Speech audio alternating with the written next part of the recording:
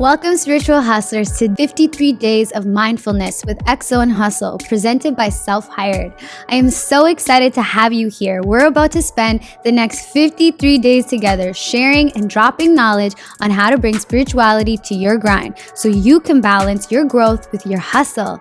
This series is based off the Mindfulness Deck, an actionable 55 card deck designed to take you on a journey of self-understanding, healing, and habit building.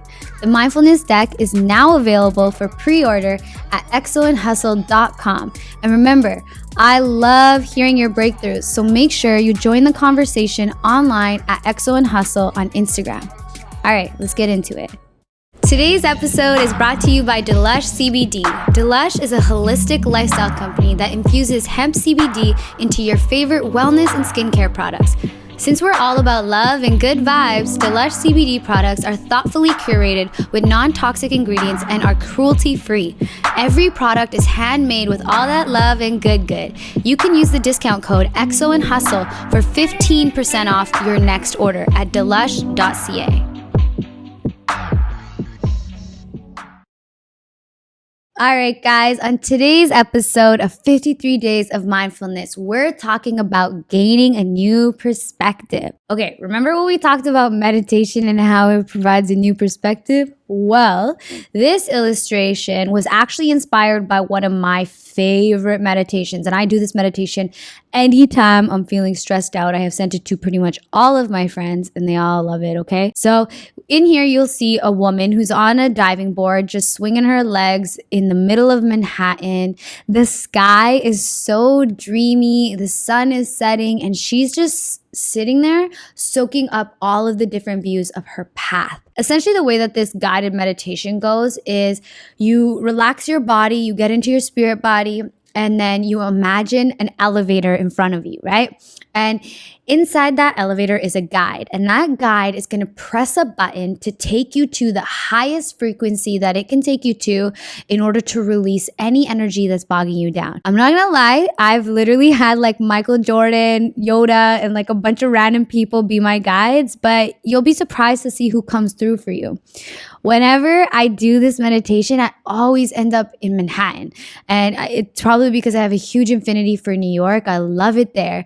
But it always like sends chills down my spine because I feel like it instantly reconnects me with possibility. And it just shows me the beautiful idea of looking at your life from the outside in. So like a long time ago before I started meditating, I was living on Vancouver Island and I hadn't meditated a day in my life at this point. And I was like in this relationship that was just constantly breaking my heart. And I was like, okay, fuck it, I'm gonna get out of here. And so I hopped in my car and I took this highway that I had never taken before.